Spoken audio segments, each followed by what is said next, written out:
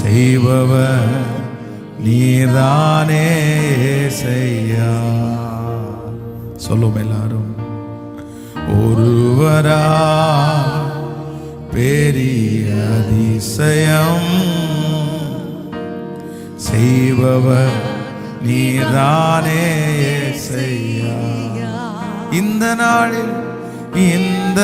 நாளில் செய்யுமே, இறங்கி வந்து செய்யும்.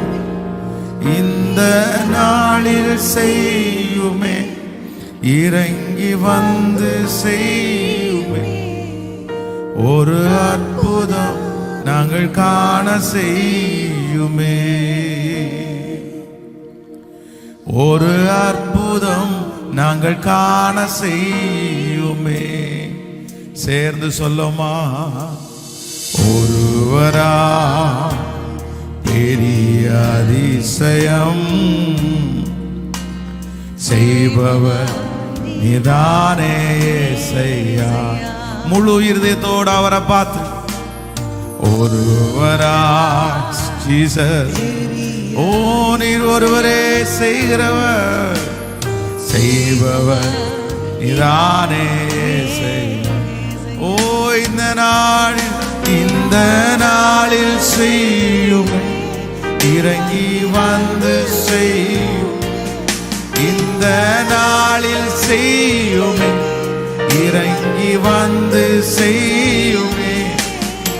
ஒரு அற்புதம் நாங்கள் காண செய்யுமே. ஒரு அற்புதம் நாங்கள் காண செய்யுமே.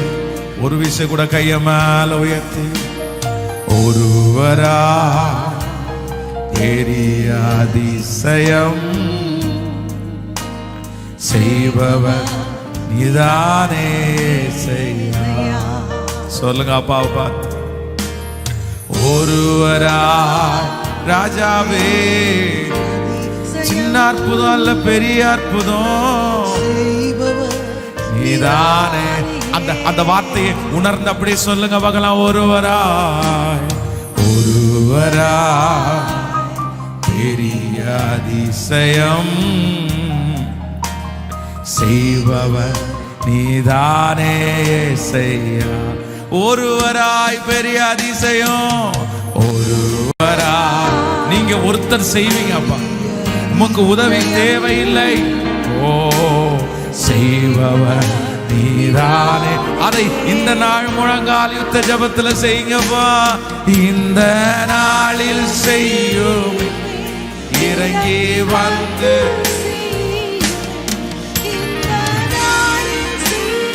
ஓ இறங்கி வந்து இந்த 6வது நாள், இந்த நாளில் செய்யுமே, இறங்கி வந்து செய்யுமே.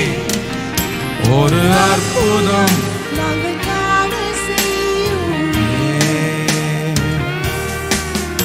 ஒரு அற்புதம் நாங்கள் காண செய்யுமே. எல்லா நாமத்திற்கும் மேலானவர், எல்லா மகிமைக்கும் நீ. அப்படி உணர்ந்து சொல்லுவோம். எல்லா அவர் மேலானவர். ஓ எல்லா கனத்திற்கும் பாத்திர. ஓ ஹalleluya. உம்மை போல வேறு உங்களை போல வேற தெய்வம் இல்ல. நம்ம சத்தத்தை உயர்த்தி ஆண்டவரை உயர்த்த உயர்த்த உயர்த்த ஹalleluya. ஓ ஆண்டவரே, உம்மை போல் வேறு தெய்வம் இல்லை, வேறு தெய்வம். 2 கரங்களை உயர்த்தி பாத்திர நீரே இயேசுவே. நீர் பாத்திரரே,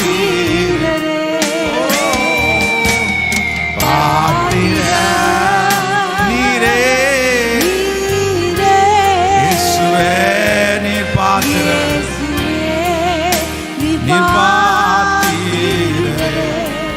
ஒருவரே உயிருள்ள நாமத்தை உடையவர். அது ஜீவனுள்ள நாமம். அந்த நாமத்திற்கு முன்பாக முழங்கால்கள் யாவும் முடங்கும். அந்த வார்த்தையை சொல்ல சொல்ல சொல்ல கர்த்தர் அப்படியே துதித்து, ஆண்டவர் அப்படியே மகிமைப்படுத்தி, உங்களை போல வேற யாருமே இல்ல ஆண்டவரேன்னு.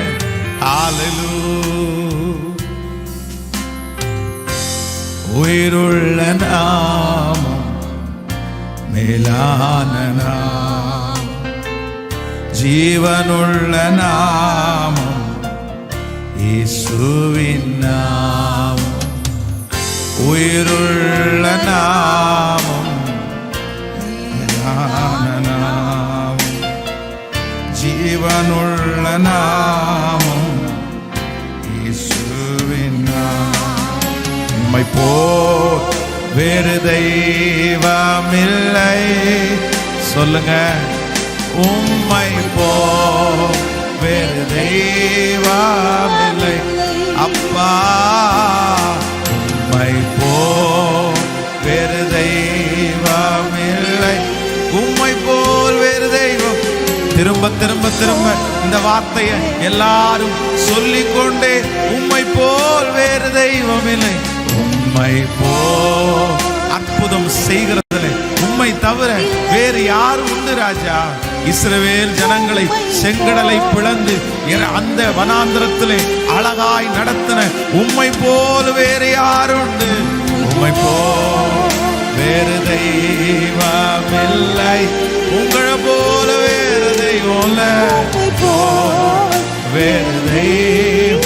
சேர்ந்து இப்போ சொல்லும், பாத்திர நீரே, பாத்திர நீரே. என்ன உயர்த்தினதுடைய மேன்மை நீங்க தான், நீங்க தான். எல்லாவற்றும், எல்லா கனத்திற்கும், எல்லா மகிமைக்கும், எல்லா உயர்வுக்கும் நீர் ஒருவரே பாத்திர. ஓ இயேசுவே, நீர் பாத்தி. திரும்ப திரும்ப சொல்லும், பாத்திர நீரே, பாத்திர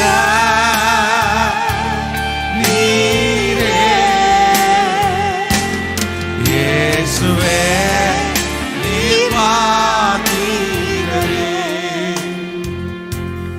உந்தன் நாமம் மேன்மை போ வேறொரு நாமம் இல்லை. உந்தன் நாமம் மேன்மை போல், உந்தன் நாமம் மேன்மை போல் வேறொரு நாமம் இல்லையே. நீரே என் தேவன்,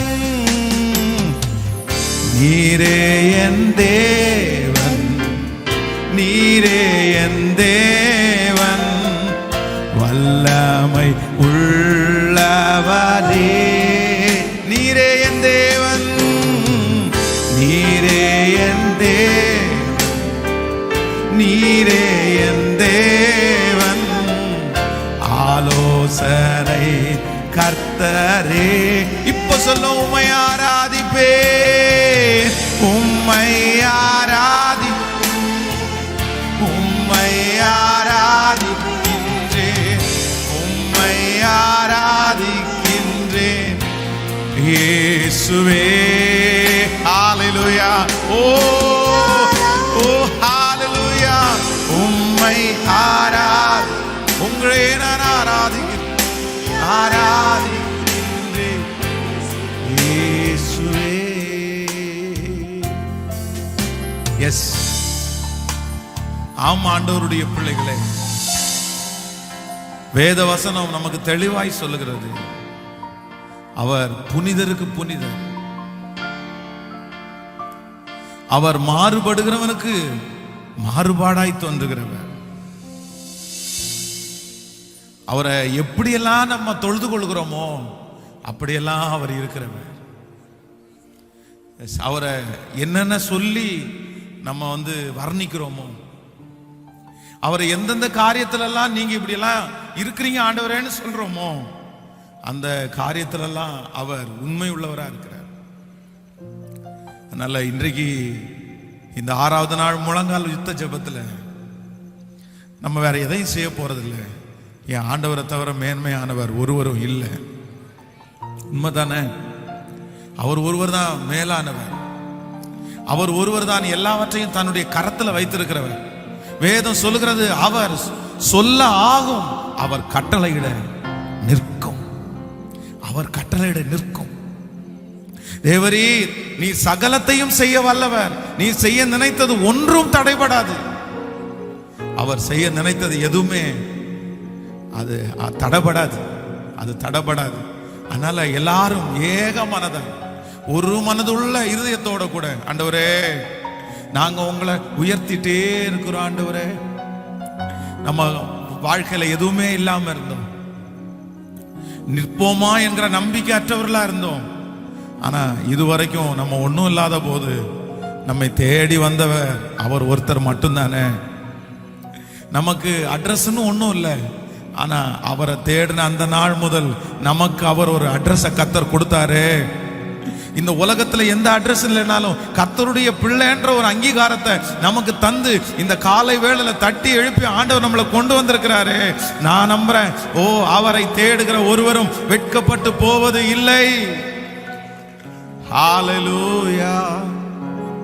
கைகளை உயர்த்தி எல்லாரும், நீ நல்லவர் ஆண்டவரே. முழு பலத்தோடு சொல்லுங்க, ஆண்டவரே நீ நல்லவர். ஹalleluya. காசு பணம் இல்லாம, முகவரி இல்லாம, தனிமையில நம்ம இருந்ததெல்லாம் அவர் நினைச்சார்ல. நீங்க மறக்கல ஆண்டவரே, நீங்க மறக்கல ஆண்டவரே, நீங்க மறக்கல, நீங்க மறக்கல, நீங்க மறக்கல.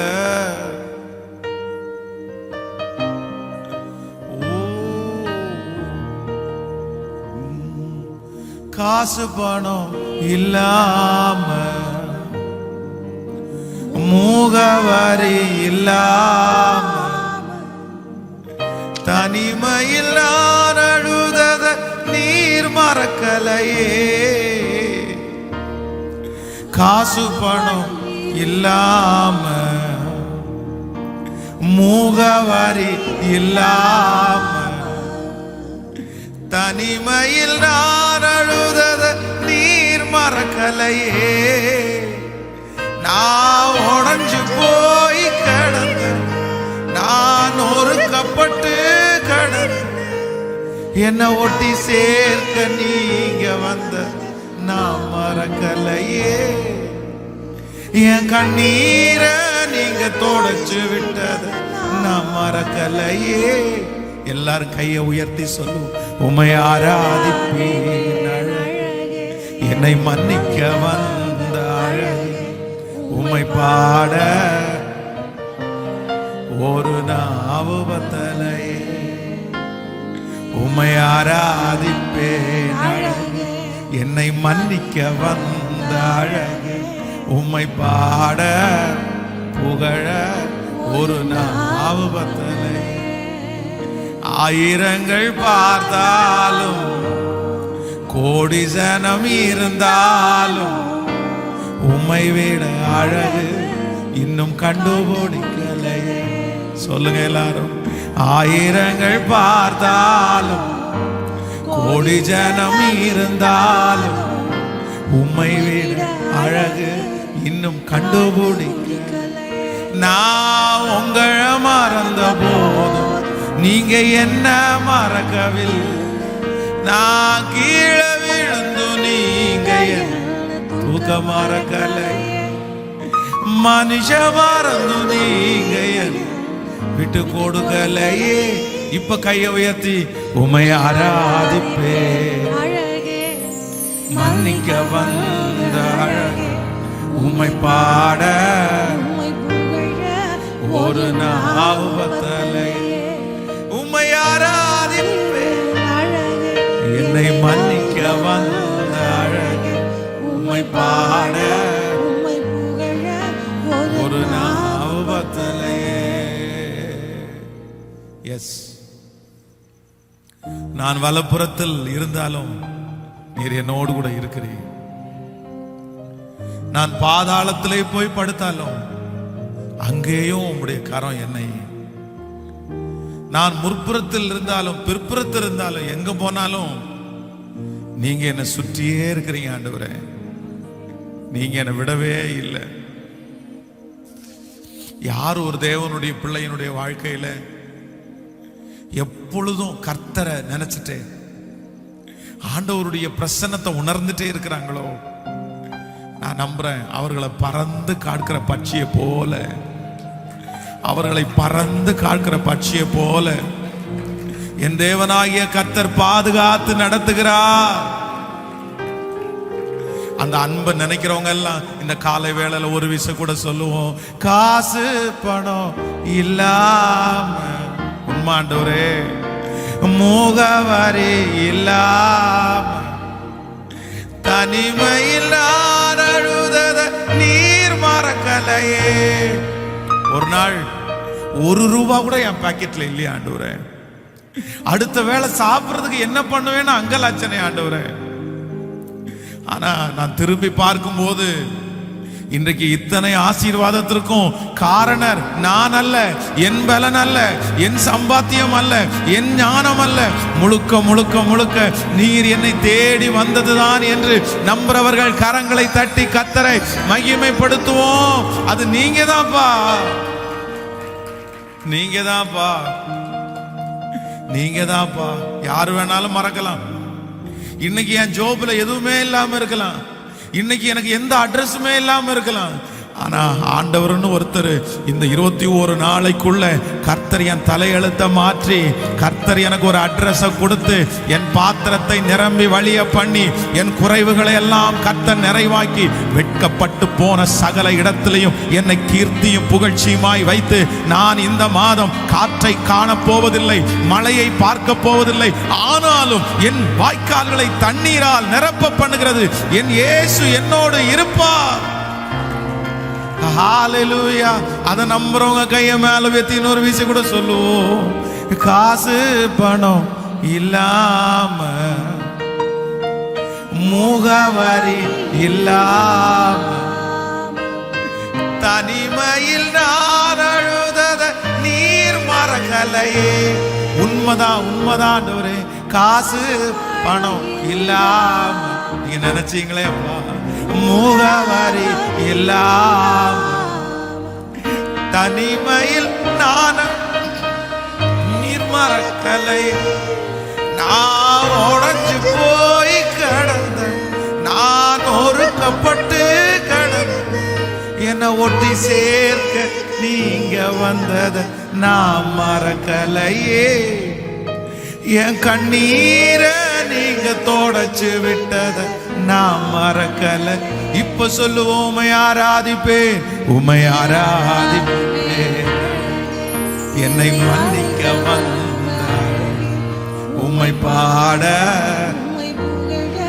ஒரு நாவு பத்தலை. உம்மை ஆராதிப்பேன் அழகே, என்னை மன்னிக்க வந்த அழகே, உம்மை பாட உம்மை புகழ ஒரு நாவு பத்த. அப்பாவை பார்த்த ஆயிரங்கள் பார்த்தாலும் பார்த்தாலும், கோடி ஜனம் இருந்தாலும், உம்மை அழகு இன்னும் கண்டுகூடி. சொல்லுங்க அப்பா பார்த்து, ஆயிரங்கள் நான் ஒண்ணும் இல்லாம இருக்கும்போது என்னை தேடி வந்தீங்களப்பா.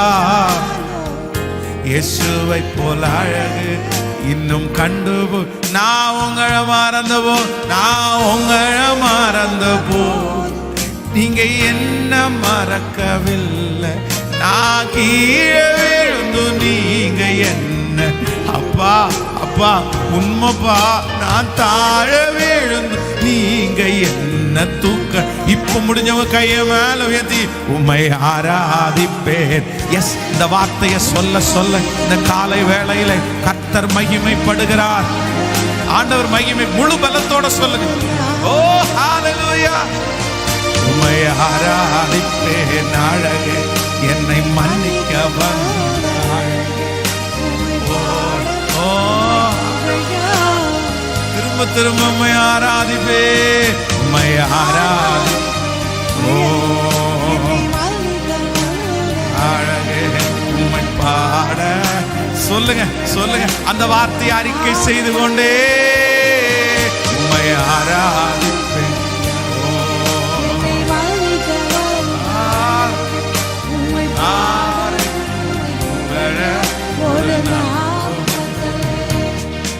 உம்மை பாட புகழ ஒரு நாவு பத்தலையே, உம்மை ஆராதிப்பே. அழகே என்னை மன்னிக்க வந்த உம்மை பாட ஒரு நாவு பத்தலையே. கடைசியா ஒரு வார்த்தையை சொல்லுவோம், நீர் மாத்திரம் போ, நீர் மாத்திரம் போ, நீர் மாத்திரம் போதும். உங்க சமூகத்திலே முழங்காலிலே நாங்கள் நிற்கிறோம் அப்பா. இந்த நாளில் உங்க சமூகத்துல முழங்கால நிற்கிறோம். எங்களுக்கு வேற ஒன்றுமே வேண்டாம், நீங்க மட்டும் எங்களுக்கு போதும். யெகோவாயீரே தந்தையாம் தெய்வம், நீர் மாத்திரம் போதும் எங்களுக்கு. அதை உணர்ந்து சொல்றவங்களுக்கு எல்லாருக்கும் நல்லவராய். யெகோவா ராஃபா சுகம் தரும் தெய்வம், உம் தாழும் புகழால் சுகமானோ. யெகோவா ஷமா என் கூட இருப்பி, என் தேவை எல்லாம் சந்திப்பி. இப்ப முழு பலத்தோடு நீர் மாத்திரம் போ. இயேசுவே இந்த வார்த்தையை உச்சரிக்க உச்சரிக்க இந்த முழங்கால் யுத்த ஜெபத்துல உங்களுடைய கரங்களை பிடிக்கட்டும் ஆண்டவர். ஓ ஹalleluya, நீர் மாத்திரம். முழு பலத்தோடு சொல்லுங்க சிஸ்டர், பிரதர், இந்த வார்த்தையை சொல்லுங்க. இந்த உலகத்துல மாயமான இந்த உலகத்துல வேற ஒன்று வேண்டாம், எனக்கு நீர் மாத்திரம் போதும், நீர் மாத்திரம் போதும், நீர் மாத்திரம் போதும். எஸ், அத்தனை பேர் ஆண்டவரை அறிந்தவர்கள் இருந்த போதிலும் ஒரே ஒரு தாவீது வனாந்திரத்துல நீர் மட்டும் எனக்கு போதும்னு சொன்னான். சுற்றி அத்தனை சகோதரர்கள் இருக்கும் போது ஒரே ஒரு யோசேப்பு நீர் மட்டும் எனக்கு போதும்னு சொன்னான். அத்தனை வேலைக்காரர்கள் இருக்கும் போது தானியேல் என்கிற ஒரு மனிதன் நீர் மாத்திரம் எனக்கு போதும் என்று சொன்னார். வேதம் சொல்லுகிறது, தாவீதை அவர்கள் சகோதரர்கள் மத்தியிலே கர்த்தர் ராஜாவாய் அபிஷேகம் பண்ணினார். யோசேப்பை அந்நிய தேசத்திலே கர்த்தர் அதிகாரியாய் மாற்றினார். தானியேலை சத்துருக்களுக்கு முன்பாய் கர்த்தர் அவன் தலையை உயர்த்தினார். அந்த தேவனாகிய கர்த்தர் இன்றைக்கு இந்த முழங்கால் யுத்த ஜெபத்திலே கர்த்தர் வாக்கு கொடுக்கிறார். ஆண்டவரை உயர்த்துகிற உனக்கு உன் வம்சத்திலே இருக்கிற சகல பேரை விட, உன் குடும்பத்திலே இருக்கிற அத்தனை பேரை விட கர்த்தர் வெகு சீக்கிரத்திலே இந்த 21 நாள் ஜெபம் முடியும் போது நான் நம்புகிறேன், நம்முடைய தலைகள் எல்லாம் உயர்த்தப்பட்டு நம்முடைய பாத்திரம் நிரம்பி வழிந்து, ஓ ஹalleluya, அநேகருக்கு சாட்சியாய் ஆண்டவர் நம்மை நிறுத்துவார். ஹalleluya, நான் நம்புறேன் ஆண்டவரே. சொல்லலாமா, நீர் மாத்திரம் போ, நீர் எவ்வளவு அழகா இருக்கு அந்த வார்த்தையை உச்சரிக்க உச்சரிக்க. நீர்மா, எஸ், ரொம்ப ரொம்ப நான் நம்புறேன் ஆண்டவர் இப்ப காலையிலே அப்படியே இந்த இடத்துல நம்ம ஆராதிக்கிற இடத்துல அப்படி உலாவிட்டே இருக்கிறாரு. நம்ம எந்த இடத்துல ஆராய்ச்சல் அங்க உலாவுறாரு. நீங்க மாத்திரம் போதும். எனக்கு அந்த பாட்டை பாடலாண்டே இருக்குது. நீர் மாத்திரம் போதும். சொல்லுங்க, யெகோவாயீரே தந்தையா. அவங்க அற்பமாய் நினைக்க நினைக்கதான் கர்த்தர் உங்களை உயர்த்துறார். போதும் எனக்கு யெகோவா ராஃபா சுகம் தரும் தெய்வம் உம் தாழம்புகளால் சுகமானோ யெகோவா ஷம்மா என் கூட இருப்பீ என் தேவை எல்லாம் சந்திப்பீ இப்ப சொல்லுவோம் நீர் மாத்திரம் போதும் நீர் மாத்திரம் போதும் நீர் மாத்திரம் போதும் ஐயரே ஐயரே நீர் மாத்திரம் ஹல்லேலூயா எஸ் ஒரு 10 விசை சொல்லி நம்ம ஜெபிச்சு செய்திக்குள்ளாய் கடந்து போறோம். 1வது விசை கையை மேல உயர்த்தி நீமா எஸ் இப்போ சாங்ஷன் பண்ணப்படட்டும்.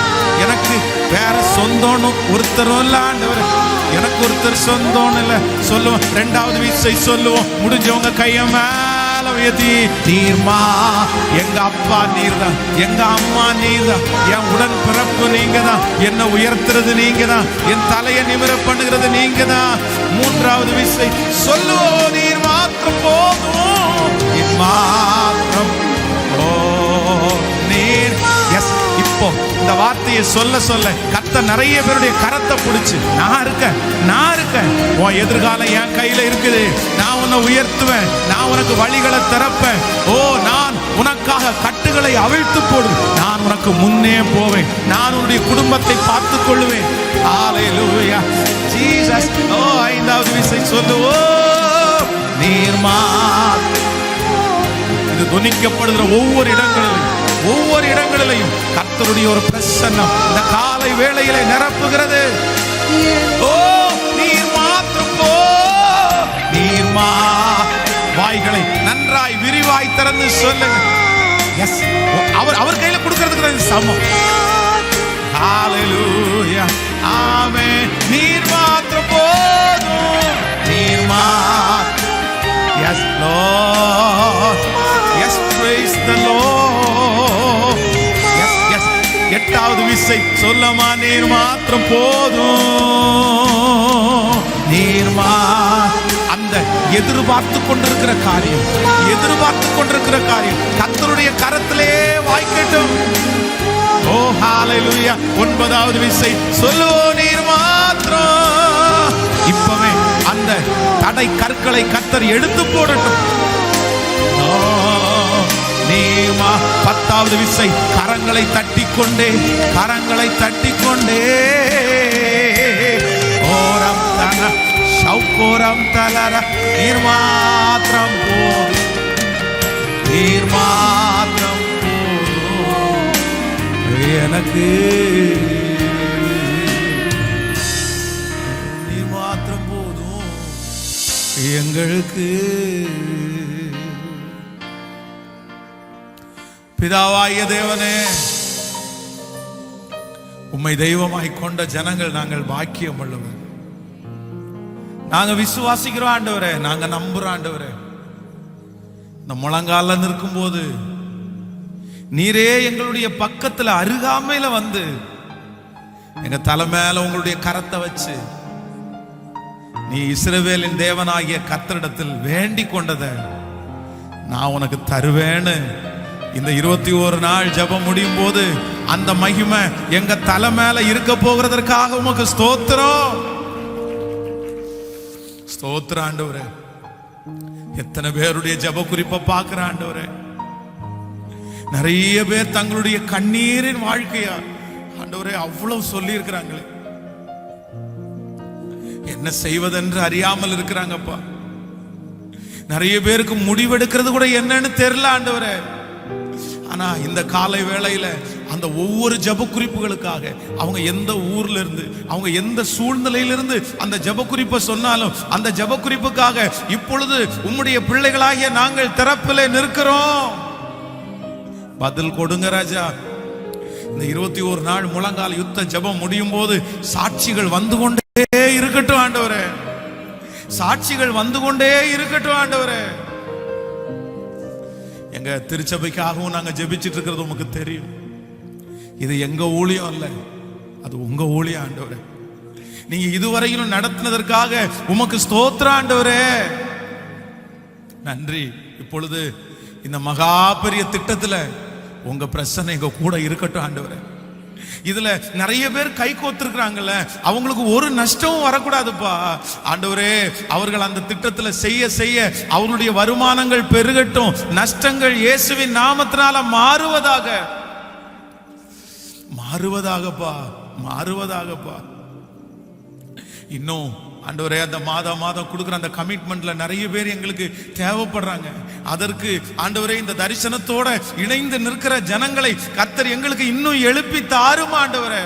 இந்த 12 மாதம் முடியும் போது நாங்க எல்லாரும் சாட்சி செய்து ஏகோபித்து இந்த நெகேமியா எப்படி பிரதிஷ்டை பண்ணாரோ அப்படியே நாங்களும் அதை பிரதிஷ்டை பண்ணுவதற்கு கர்த்தாவே தேவனே எங்களுடைய கைகளை திடப்படுத்தும், எங்களுடைய இருதயங்களை திடப்படுத்தும் அப்பா.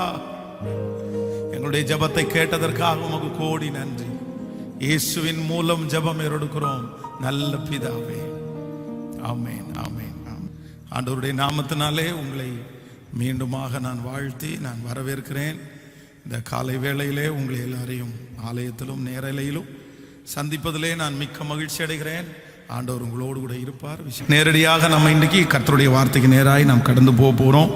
ஒவ்வொரு நாட்களும் தேவனுடைய மனுஷனாகிய இந்த நெகேமியாவினுடைய வாழ்க்கையிலே ஆண்டவர் அவனை நடத்தி வந்த விதத்தை குறித்து, அவன் மிகப்பெரிய பொறுப்பாகிய அந்த அலங்க கட்டுகிற அந்த வேலையை முடிப்பதற்கு ஆண்டவர் அவனுக்கு கொடுத்த ஒரு பெரிய அபிஷேகத்தை, அவனிடத்தில் இருந்த நல்ல தாளந்துகளை குறித்து நம்ம தியானித்து கொண்டே இருக்கிறோம். ஒரு வெற்றியுள்ள ஒரு தலைவன், ஒரு வெற்றியுள்ள ஒரு தலைவிக்கு தேவையான சில காரியங்களை நம்ம தியானிக்கிறோம். இன்றைக்கும் நான் கடந்த நாட்களிலே தியானித்த போது ஆண்டவர் என் இருதயத்தில் பேசின ஒரு வார்த்தையை நம்ம எடுத்துக்கொள்ளலாம். நெகேமியாவின் புஸ்தகத்திலே 2ஆம் அதிகாரத்தை எல்லாரும் எடுத்துக்கொள்ளலாம். 2ஆம் அதிகாரம் 13வது வசனத்திலிருந்து நாம் வாசிக்க போகிறோம்.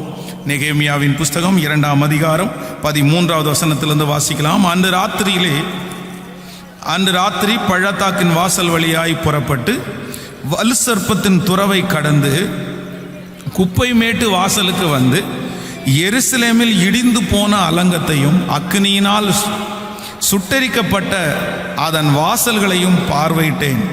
அப்பொழுது அவ்விடத்தை விட்டு உருணி வாசலண்டைக்கும் ராஜாவின் குளத்தண்டைக்கும் போனேன். நான் ஏறி இருந்த மிருகம் அங்கே நடந்து போகிறதற்கு வழி இல்லாதிருந்தது. அந்த ராத்திரியிலே நான் ஆற்றோரமாய் போய் அலங்கத்தை பார்வையிட்டு திரும்பி பள்ளத்தாக்கின் வாசல் வழியாய் வந்துவிட்டேன். நான் போனதும் நான் செய்ததும் அதிகாரிகள் ஒருவருக்கும் தெரியாதிருந்தது.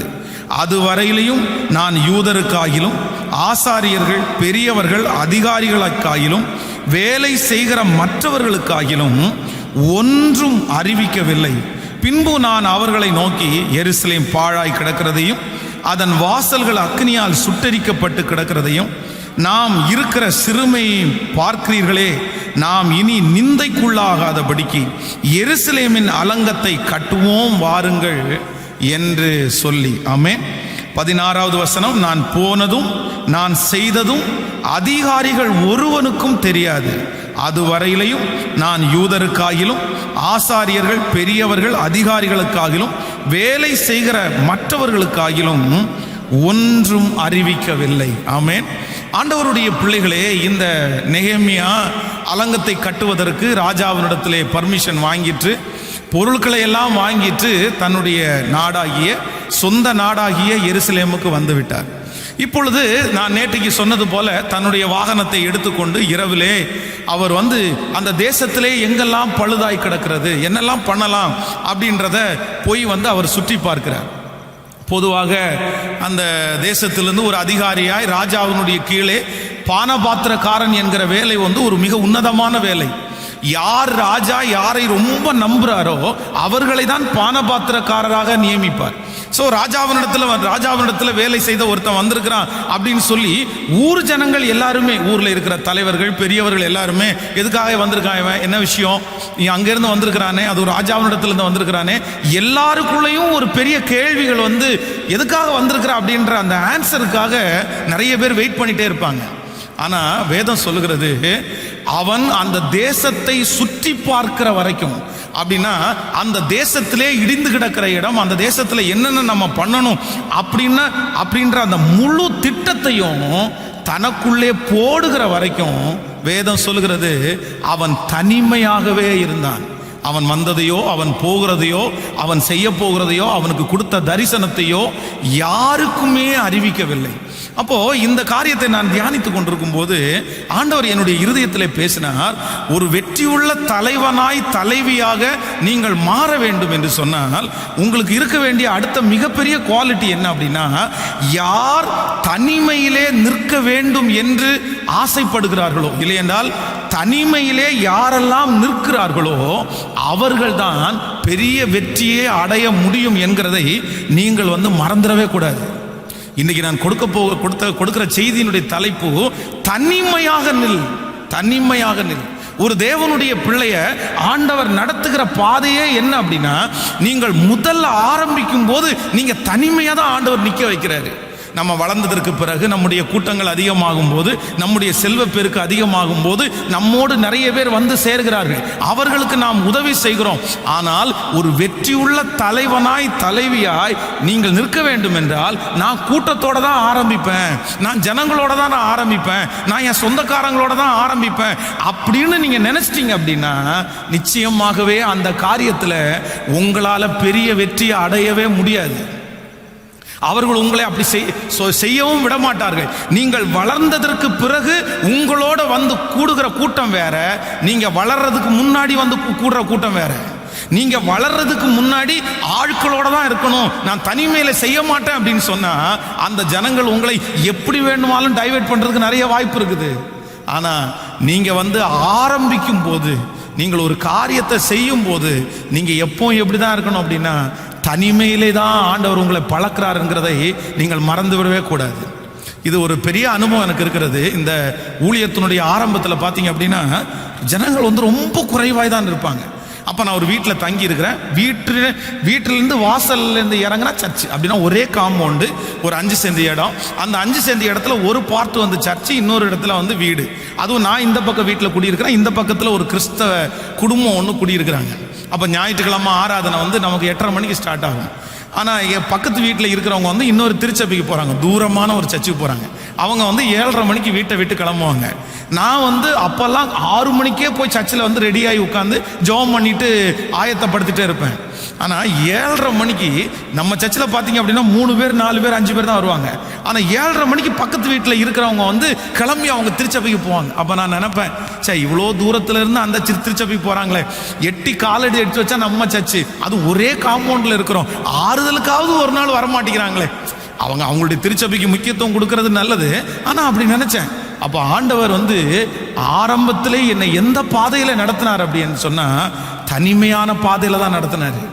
இன்றைக்கு ஒருவேளை இந்த ஜெபத்தை கேட்கிற ஆண்டவருடைய பிள்ளையே, நீங்கள் தனிமையான பாதையிலே நடக்கலாம், உங்களோடு ஒருவரும் இல்லாமல் இருக்கலாம். உங்களுடைய தரிசனத்தை சுமக்க, உங்களுடைய சொப்பனத்தை சுமக்க, இல்லைஎன்றால் உங்களுடைய வேலையில உங்களுக்கு கை கொடுக்க, உங்களுக்கு உதவி செய்ய நான் நம்புறேன் ஆண்டவர் உங்களை தனியாக நிற்க வைக்க வேண்டும் என்று நினைக்கிறார். ஆண்டவர் உங்களை உயர்ந்த இடத்துல வைக்க வேண்டும் என்று நினைக்கிறார். அதனால தான் கர்த்தர் உங்களை தனிமையான பாதையில கொண்டு போறாரே தவிர, இந்த தனிமை ஒரு நாளும் உங்களுடைய வாழ்க்கையில தீமையாய் முடியவே முடியாது. ஆமென் சொல்லுங்கள். நீங்கள் பரிசுத்தவான்களுடைய வாழ்க்கையை எடுத்து வாசிப்பீர்களே ஆனாலும் அவர்களையும் கர்த்தர் எப்படி நடத்தினார் அப்படின்னா, அவங்க கூட்டத்தில் அத்தனை பேர் இருந்தாலும் கர்த்தர் அவர்களை மட்டும் தனியாக கர்த்தரவனை நடத்தினார். யாருமே அவங்களோட சேர மாட்டாங்க, யாருமே அவங்களுக்கு பிரியமா இருக்க மாட்டாங்க, இவங்க சொல்றது யாருக்குமே பிடிக்காது, அவங்க இவங்களுக்கு விரோதியா இருப்பார்கள். ஒரு வீட்டில் ஒருத்தன் தனிமைப்படுத்தப்படுறான் அப்படின்னா, ஒரு ஆபீஸ்ல ஒருத்தன் தனிமைப்படுத்தப்படுறான் அப்படின்னா, ஒரு குடும்பத்துக்குள்ள ஒருத்தன் தனிமைப்படுத்தப்படுறான்னா, நான் நம்புறேன் கர்த்தர் அவனை கொண்டு அங்கே ஏதோ ஒன்றை செய்ய போகிறார். அதற்காகத்தான் அந்த சூழ்நிலையை கர்த்தர் அனுமதிக்கிறாரே தவிர வேறு ஒன்றும் இல்லை, வேறு ஒன்றும் இல்லை. ஸோ எல்லாருமே எதற்காக பழகி கொள்ளணும்னா, தனிமையில் ஆரம்பத்தில் நீங்கள் தனிமையில் நின்று அப்படியே பழகணும், தனிமையில் நீங்கள் ஜெயிச்சு பழகணும், தனிமையில் நீங்கள் போராடி பழகணும், தனிமையில் ஒரு மனுஷனிடத்தில் பேசி பழகணும். அதுதான் உங்களை வெற்றியுள்ள தலைவனாய் மாற்ற முடியுமே தவிர இல்லை என்றால் நீங்கள் கூட்டத்தோடு இருக்கும்போது அது எப்போ நம்முடைய வாழ்க்கைக்கு வெற்றியை கொண்டு வராது. ஆமென். இன்றைக்கு இந்த முழங்கால் யுத்த ஜெபத்தில் ஆண்டவரிடத்தில் என்ன கேட்கணும் அப்படின்னா, ஆண்டவரே எனக்கு சில நேரங்களில் சிலருக்கு வந்து ஆட்கள் இல்லை அப்படின்னா அப்படியே மனசு வெடிச்சு போகுது. சிலருக்கு அதான் ரொம்ப பிடிக்கும், ஆளோட இருக்கணும்.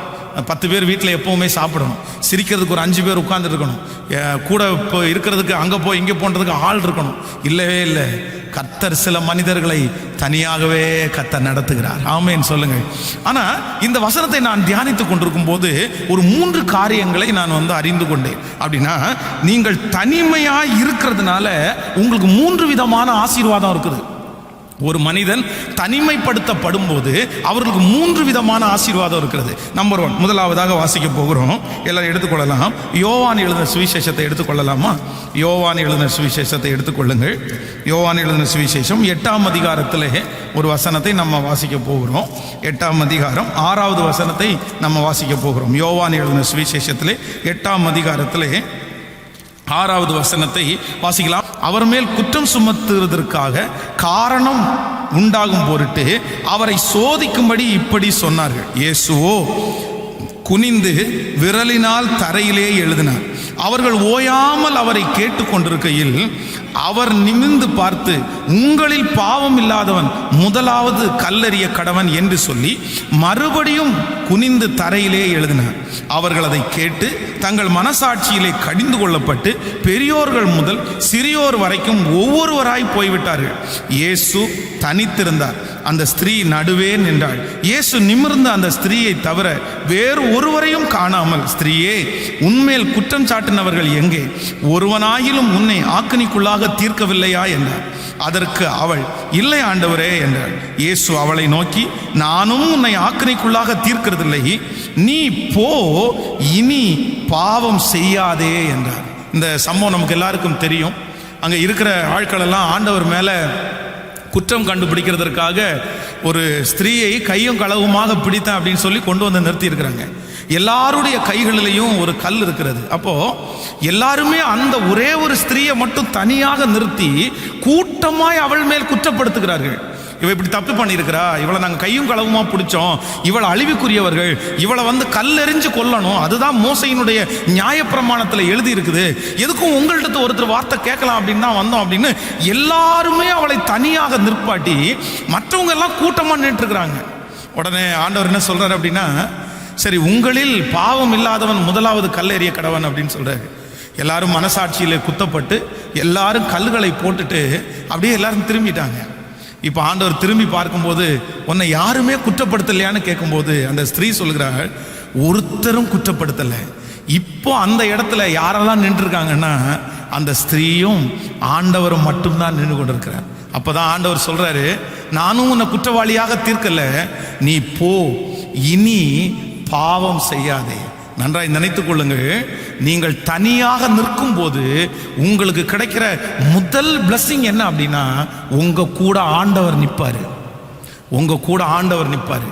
நீங்க எப்பெல்லாம் தனியா நிற்கிறீங்களோ, எப்பெல்லாம் தனிமையிலே தள்ளப்படுகிறீர்களோ, உங்கள் சொந்தங்கள் வெறுத்து தள்ளுகிறார்களோ, உங்கள் வேலை ஸ்தலத்திலே வெறுத்து தள்ளப்படுகிறீர்களோ, உங்கள் குடும்பத்தில் இருக்கிறவர்கள் வெறுத்து தள்ளுகிறார்களோ, நான் தீர்க்க தரிசனமா சொல்றேன், நீங்க தனிமையை நிற்கும் போது நீங்க தனியாள் அல்ல, உங்க கூட கண்ணுக்கு தெரியாமல் ஆண்டவராகிய இயேசு கிறிஸ்து உங்களுக்கு துணையாய், உங்களுக்கு ஆதரவாய் உங்களோட இருக்கிறார் என்கிறதை நீங்கள் மறந்து விடவே கூடாது. தனியாக நிற்கும்போது கர்த்தர் நம்மோடு கூட இருக்கிறார். கர்த்தர் நம்மோடு கூட இருக்கிறார். ஒரு வயதான ஒரு அம்மா தன்னுடைய வீட்டிலே படுத்து கிடக்கும் போது அந்த இரவில் வந்து ஒரு பெரிய நாகப்பாம்பு அந்த வீட்டுக்குள்ளே வந்திருக்கு. அப்போ இவர்கள் வந்து ஒரு சின்ன குடிசை வீட்டில் கிடந்து தனியாக இருக்காங்க. அப்போ இவர்களுக்கு யாருமே இல்லை. திடீர்னு ஒரு சத்தம் கேட்டு போய் பார்த்தா ஒரு பெரிய பாம்பு. அந்த பாம்பை அடிக்கக்கூடிய பலன் அவங்களுக்குள்ள இல்லை. உடனே ஆண்டவரிடத்தில், ஆண்டவரே நான் என்ன செய்யணும் ஆண்டவரே, நான் என்ன பண்றதுனே தெரியலையே, இந்த விஷ பூச்சியை நான் எப்படி கொல்றது? அவங்க அப்படி ஜோம் பண்ணா அடுத்த சில நிமிடங்களிலே பார்ப்பீர்களே, ஆனால் அதுவே போய் தெரியாம ஒரு சின்ன ஓட்டைக்குள்ள தன்னுடைய தலையை விட்டு வெளியே வர முடியாம மாட்டி அங்கேயே திரும்பி திரும்பி திரும்பி தன்னுடைய சரீரத்தை அடிச்சு அப்படியே செத்து விழுந்துருச்சு. அப்போதான் அவங்க வந்து ஆண்டவருக்கு நன்றி சொன்னாங்களாமா, இந்த வீட்டில் நான் மட்டும் தனியாக இல்லை, இந்த வீட்டில் என் கூட தூதர்களோட கர்த்தர் இந்த வீட்டில் உலாவி கொண்டிருக்கிறார். நான் தீர்க்க தரிசனமாய் சொல்லுகிறேன், இன்றைக்கு இந்த முழங்கால் யுத்த ஜெபத்திலே வந்திருக்கிற அன்பு தேவ பிள்ளையே, சத்தத்தை கேட்கிற அன்பு தேவ பிள்ளையே, நீங்கள் எப்பொழுதெல்லாம் தனிமையாய் உணர்கிறீர்களோ அப்பொழுதெல்லாம் நம்முடைய ஆண்டவராகிய இயேசு கரத்தை பிடித்து சொல்லுகிறார், நீ கடந்து போகிற இந்த சூழ்நிலையிலே நான் உன்னோடு கூட இருக்கிறேன், இந்த தேவையிலே நான் உன்னோடு கூட இருக்கிறேன். நீ தனிமையானவள் அல்ல, நீ தனிமையானவன் அல்ல. உன்னை தனியாக விடுவதற்கு நான் அப்படி உனக்கு செய்ய மாட்டேன், உன்னோடு கூட இருப்பேன் என்று கர்த்தர் வாக்கு கொடுக்கிறார். ஹல்லேலூயா! எத்தனை பேர் ஆமோதிக்கிறீங்க? ஸோ முதல் ஆசீர்வாதம், நம்ம தனிமையாக இருக்கும்போது ஆண்டவர் நம்ம கூட இருக்கிறார். ஆண்டவர் உங்கள் கூட இருக்கணும்னு விருப்பப்படுறீங்க அப்படின்னா நீங்கள் கொஞ்சமாவது சில காரியங்களை நீங்கள் என்ன பண்ண ஆரம்பிங்கன்னா, தனியாக இருக்கிறதுக்கு நீங்கள் முயற்சி எடுங்க. அப்போ தான் நீங்கள் மனிதர்களோடு இருக்கும்போது அவர்கள் உதவி செய்வாங்க, இவங்க உதவி செய்வாங்க அப்படின்னு நினச்சி அவர்களை டிபெண்ட் பண்ணும்போது சில நேரத்தில் ஆண்டவர் என்ன பண்ணுறார் அப்படின்னா தூரம் ஒதுங்கி தான் நிற்கிறார். அதான் நீங்கள் இன்றைக்கு கர்த்தர் உங்களுக்காக யுத்தம் பண்ணுவார், நீங்கள் சும்மா இருப்பீங்க, நீங்கள் அமைதியாக இருங்க. சில காரியங்களை நம்ம ஆட்களை வச்செல்லாம் செய்யவே முடியாது, ஆட்களை வச்சு பண்ணவே முடியாது. நம்ம எப்படி தான் இருக்கணும் அப்படின்னா, நம்ம தனிமையாய் நிற்கும் போது தேவன் நமக்கு இரக்கம் பாராட்டுகிறவராக இருக்கிறார். ஹல்லேலூயா! அப்படியே கையை மேலே உயர்த்தி, ஆண்டவரே நீர் எங்களோடு கூட இருக்கிறீர் என்று நம்புகிறோம். ஆண்டவரே சொல்லுங்க, ஆண்டவரே நீர் எங்களோடு கூட இருக்கிறீர் என்கிறதை நாங்கள் நம்புகிறோம் ஆண்டவரே. ஆமென். ஒரு வசனத்தை கூட நம்ம வாசிக்க முடியும். தீமோத்தேயு எடுத்துக்கொள்ளுங்கள். 2 தீமோத்தேயுல ரொம்ப அழகாக அப்போஸ்தலனாகிய பவுல் அந்த வார்த்தையை நமக்கு சொல்லுவார். 2 தீமோத்தேயு 4ஆம் அதிகாரத்திலே எடுத்துக்கொள்ளலாம். 4ஆம் அதிகாரம் 16வது வசனத்தை நம்ம வாசிக்கும் போது, 4ஆம் அதிகாரம் 16வது வசனத்தை சேர்ந்து வாசிக்கலாமா? 16வது, நான் முதல் விசை உத்தரவு சொல்லுகையில் ஒருவனும் என்னோடு இருக்கவில்லை, எல்லாரும் என்னை கைவிட்டார்கள், அந்த குற்றம் அவர்கள் மேல் சுமராதிருப்பதாக. கர்த்தரோ எனக்கு துணையாக நின்று என்னாலே பிரசங்கம் நிறைவேறுவதற்காகவும் புறஜாதியர்களுக்கெல்லாம் கேட்கிறதற்காகவும் என்னை பலப்படுத்தினார். சிங்கத்தின் வாயிலிருந்தும் நான் ரட்சிக்கப்பட்டேன். அப்போஸ்தலனாகிய பவுல் சொல்லும்போது சொல்கிறார், நான் முதல் விசை ராஜாவுக்கு முன்பாக உத்தரவு சொல்லுகையில் ஒருவனும் எனக்கு முன்பாக நிற்கல. யாருமே, இத்தனை பேர் இருந்த போதிலும் நான் தனிமையாக தான் நின்னேன். ஆனால் ஒன்று நான் நம்புகிறேன், கர்த்தரோ எனக்கு துணையாய் நின்றார். ஹல்லேலூயா! ஸோ அப்போ ஃபர்ஸ்ட் ஆசீர்வாதம், நீங்கள் தனிமையாய் நிற்கும் போது என் கூட யார் இருக்கிறான்றதை மறந்துடக்கூடாதுன்னா, கர்த்தர் என்னோடே இருக்கிறார், என் இயேசு என்னோடே இருக்கிறார். ஹல்லேலூயா! அந்த சிச்சுவேஷன் வரும்போதெல்லாம் நீங்கள் நினைங்க, அவங்களுக்கெல்லாம் எல்லாரும் இருக்காங்களே, எனக்கு மட்டும் ஏன் யாரும் இல்லை, எனக்கு மட்டும் ஏன் இல்லை, நீ நினைக்கவே நினைக்காதீங்க. அவங்களோட இருக்கிறது மனித பலன், அவர்களோட இருக்கிறவங்க வெறும் சொந்தக்காரங்க தான். ஆனால் நம்மோட தனிமையில் நிற்கிறது வானத்தையும் பூமியையும் படைத்த உன்னதமான தேவன், மகா பெரிய தேவன், அற்புதங்களை செய்கிற தேவன். அவர்களுக்கும் நம்முடைய ஆண்டவருக்கும் எம்மாத்திரம், நம்முடைய ஆண்டவர் எவ்வளவு பெரியவர். ஆமென். அப்பதான் பாடணும், நீர் என்னோடு இருக்கிறதுனால எனக்கு என்னாலும் வெற்றி, எனக்கு தோல்வி இல்லவே இல்லை. ஆமென். தோல்வி எனக்கு இல்லையே, நான் தோற்று போவதில்லையே. ஹல்லேலூயா! தோல்வி எனக்கு இல்லையே, நான் தோற்று போவதில்லையே. சொல்லோ, நீர் என்னோடு இருக்கும்போது என்னாலும் வெற்றி வெற்றியே. நீர் என்னோடு இருக்கும்போது என்னாலும் வெற்றி வெற்றி. முடிஞ்சவங்க கையை தட்டி சொல்லுவோம், தோல்வி எனக்கு இல்லையே, நான் தோற்று போவதில்லை. ஹல்லேலூயா! தோல்வி எனக்கு இல்லையே, நான் தோற்று போவதில்லையே. ஹல்லேலூயா! ஹல்லேலூயா! ஹல்லேலூயா! ஹல்லேலூயா! ஹல்லேலூயா! ஹல்லேலூயா! ஹல்லேலூயா! ஹல்லேலூயா! ஹல்லேலூயா! ஹல்லேலூயா! ஹல்லேலூயா! ஹல்லேலூயா!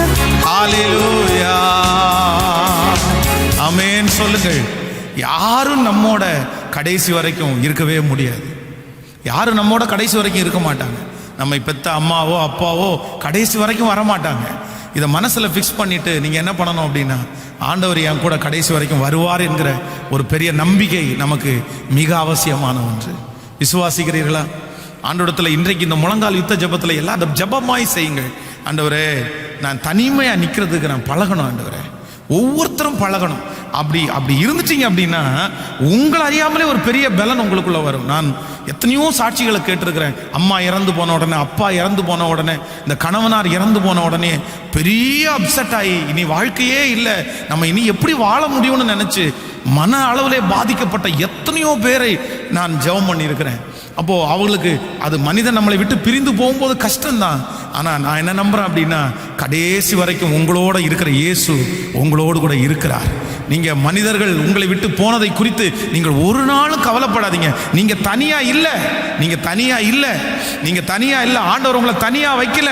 நீங்க தனியா இந்த உலகத்துல நடமாடல. உங்களுக்கே தெரியாம ஆண்டவர் உங்களோட கண்டிப்பா இருக்கிறார். அதனாலதான் நீங்க ஜீவனோட இருக்கிறீங்க. கர்த்தர் உங்களை கொண்டு நிறைய பேரை சாட்சியாய் நிறுத்த போறார். நிறைய பேருக்கு சாட்சி சொல்றதற்காக தான் ஆண்டவர் உங்களை வச்சிருக்கிறார். அதனால எல்லாரும் இருக்கணும், எல்லாரும் இருக்கணும், எல்லாரும் இருக்கணும். ஆரம்பத்தில் எல்லாரும் இருக்கணும். No no no no. சில இடங்களில் நீங்க மட்டும்தான் நிற்கணும். அப்பதான் ஆண்டவர் உங்களுக்கு அழகாக உங்களை நடத்த முடியும். ஆமேன்னு சொல்லுங்க. நம்பர் 2, இரண்டாவதாக, நீங்கள் தனியாக நிற்கிறதுனால உண்டாகிற இரண்டாவது ஆசீர்வாதம், அதை கூட நம்ம வாசிக்க போறோம். நீங்கள் ஆதியாகமும், ஸ்தோத்திரம், ஆதியாகமம் 30ஆம் அதிகாரத்தை எடுத்துக்கொள்ளுங்கள். ஆதியாகமம் 30ஆம் அதிகாரத்தில் நம்ம 27வது வசனத்திலிருந்து நம்ம வாசிக்க போகிறோம். எல்லாரும் எடுத்துக்கொள்ளலாம். ஆதியாகமம் 30வது அதிகாரத்தில் 27வது வசனத்திலிருந்து நம்ம வாசிக்கலாமா? அப்பொழுது லாபான், உன் கண்களில் எனக்கு தயவு கிடைத்ததேயானால் நீ இரு, உன் நிமித்தம் கர்த்தர் என்னை ஆசீர்வதித்தார் என்று குறிப்பினால் அறிந்தேன். உன் சம்பளம் இன்னதென்று எனக்கு சொல், நான் அதை தருவேன் என்றார். அதற்கு அவன், நான் உம்மை சேவித்த விதமும் உம்முடைய மந்தை என்னிடத்தில் இருந்த விதமும் அறிந்திருக்கிறீர். நான் வரும் முன்னே உமக்கு இருந்தது கொஞ்சம், நான் வந்த பின் கர்த்தர் உம்மை ஆசீர்வதித்ததினால் அது மிகவும் பெரிதாயிருக்கிறது. இனி நான் என் குடும்பத்திற்கு சம்பாத்தியம் பண்ணுவது எப்போது என்றான். அதற்கு அவன், நான் உனக்கு என்ன தர வேண்டும் என்றான். யாக்கோபு, நீர் எனக்கு ஒன்றும் தர வேண்டியதில்லை, நீ சொல்லுகிறபடி நீர் எனக்கு செய்தால் உம்முடைய மந்தையை திரும்பி காப்பேன். ஆமேன் சொல்லுங்கள். இதுவரையிலையும் இந்த யாக்கோபு தன்னுடைய மாமனாகிய லாபானுடைய வீட்டிலே அடைக்கலமா இருக்கிறேன். இவன் தனியா இருக்க முடியாதனால அந்த குடும்பத்தோட இருந்து அந்த திருமணத்தை எல்லாம் பண்ணி, இப்போ அவனுக்குள்ளே ஒரு எண்ணம் வருது, இல்லை இல்லை இல்லை இல்லை, கண்டிப்பா நம்ம இந்த மாதிரி இது கூடத்தோட இருக்கிறது எப்பவும் செட் ஆகாது. அதான் லாபான் சொல்லுகிறான், நீ வந்ததுக்கு பிறகு எனக்கு ஒரு பெரிய ஆசீர்வாதம் வந்துச்சு அப்படின்றத குறிப்பினால் அறிந்தேன். நான் கணக்கு வச்சிருக்காங்கப்பா, அந்த கணக்கை எடுத்து பார்த்தேன். நீ வர்றதுக்கு முன்னாடி எனக்கு இருந்த வருமானத்துக்கும் நீ வந்ததுக்கு அப்புறம் எனக்கு இருந்த வருமானத்திற்கும் ஐயோ நிறைய வித்தியாசம் இருக்குது. அப்பதான் சொல்றான், யாக்கோபு சொல்றான், இல்ல கர்த்தர் என் கூட இருந்து என்னை ஆசீர்வதிச்சார், நான் நிறைய உங்களுக்கு சம்பாரிச்சு கொடுத்தேன். ஆனா இன்னைக்கு நீ என்ன தனிமையா இருக்க வைத்திரு. அதனால நான் கண்டிப்பா எனக்காக, என் குடும்பத்திற்காக தனியா நின்று சம்பாதிக்கணும்ன்ற ஒரு முடிவுக்கு வந்துட்டாரு. அதற்கு பிறகு உனக்கு என்ன வேணும் கேளப்பான்னு, எனக்கு ஒன்றும் தர வேண்டாம், இனி நான் செய்யறதுக்கு எனக்கு சம்பளம் கொடுத்தா போதும்னு சம்பளம் பேசி அதன் மூலமாய் யாக்கோபு ஒரு பெரிய திரளான ஐஸ்வர்யம் உள்ளவனான. வேதம் சொல்லுது, அவனுக்கு ஆடுகள், மாடுகள், வேலைக்காரர்கள், வேலைக்காரிகள் எல்லாம் பெருகின. இப்போ தன்னுடைய மாமனார் வீட்டை விட்டு வெளியே வருகிறார். மாமனார் இவரை தேடி வரார். தேடி வரும்போது வேதம் சொல்லுது, அந்த மாமனாருக்கு முன்பாக யாக்கோபு தலை குனிந்தல்ல, தலை நிமிர்ந்து நின்றான். ஏன் அப்படின்னா, நான் உங்களுக்கு கொடுக்க வேண்டியது ஒன்றும் இல்லை, நீங்க எனக்கு தர வேண்டியது ஒன்றும் இல்லை, உங்களுடைய பொருள் எதையுமே நான் எடுத்துக்கொள்ளவில்லை, உங்களுடைய பொருள் எது இருந்தாலும் நீங்க அழகா எடுத்துக்கொண்டு போங்க அப்படின்னு அவன் சொல்லிட்டான். அப்போ நன்றை நினைத்துக் கொள்ளுங்கள், நீங்கள் தனியாக நிற்பீர்களே ஆனால் எந்த மனுஷனிடத்திலையும் நம்ம வருத்தம் வைக்க வேண்டிய அவசியமே இல்லை. யாருமே நம்மளை என்ன பண்ண மாட்டாங்கன்னா காயப்படுத்தவே மாட்டார்கள். நீங்கள் எப்பொழுது மனிதர்களோட நிற்கணும் அப்படின்னு நினைக்கிறீங்களோ, சில நேரங்களில் எந்த மனிதர்களோட நம்ம நிற்கிறோமோ அந்த மனிதர்கள் நம்மை அதிகமாய் காயப்படுத்துவார்கள். ஆனால் நீங்கள் தனியாக நின்னீங்கன்னு வைங்களேன், உங்களை யாரும் காயப்படுத்தவே முடியாது, உங்களை யாரும் வருத்தப்படுத்தவே முடியாது. இன்னைக்கு சிலர் ரொம்ப காயப்பட்டிருக்கிறதுக்கு காரணம் என்ன அப்படின்னா, தெரியாதவர்களால் அல்ல, தூரத்தில் இருக்கிறவர்களால் அல்ல, மூணாவது நபர்களால் அல்ல, யார் நம்ம கூட நின்னாங்களோ, யார் நமக்கு தோள் கொடுத்தாங்களோ, யார் நம்மளை தூக்கி விடணும்னு நினைச்சாங்களோ அவங்களால தாங்க நமக்கு ரொம்ப மன வருத்தம், அவங்களால தாங்க நமக்கு ரொம்ப கஷ்டம். அதனால சில நேரங்கள்ல ஆண்டவர் உங்களை தனிமையா இந்த பாதையில ஓடுப்பா, உனக்கு யாரும் வேண்டாம் அப்படின்ற காரியத்தை உங்களுக்கு செய்யும்போது நீங்க மனசார அதை ஏற்றுக்கொள்ளணும். ஏன் அப்படின்னா, நான் தனியா நிற்கும் போதுதான் நிறைய மனிதர்கள் என்னை வருத்தப்படுத்தவே முடியாது. ஆமேன்னு சொல்லுங்கள். எத்தனை பேர் விசுவாசிக்கிறீங்க? இல்லை அப்படின்னா சில நேரங்களில் அவங்க ரொம்ப ஈஸியாக நம்மளை என்ன பண்ணிடுவாங்கன்னா வருத்தப்படுத்திட்டு போயிட்டே இருப்பாங்க. அவர்களாலே நமக்கு மிகப்பெரிய பயம் உண்டாகும். சவுல் ராஜா அவனுடைய வாழ்க்கையிலே தன்னை சுற்றி இருந்த ஜனங்கள் எல்லாம் தன்னை சுற்றி இருக்கிற ஜனங்கள் போகிறதை பார்த்த உடனே அவன் பயங்கரமா சோர்ந்து போயிட்டான் பாருங்களேன்.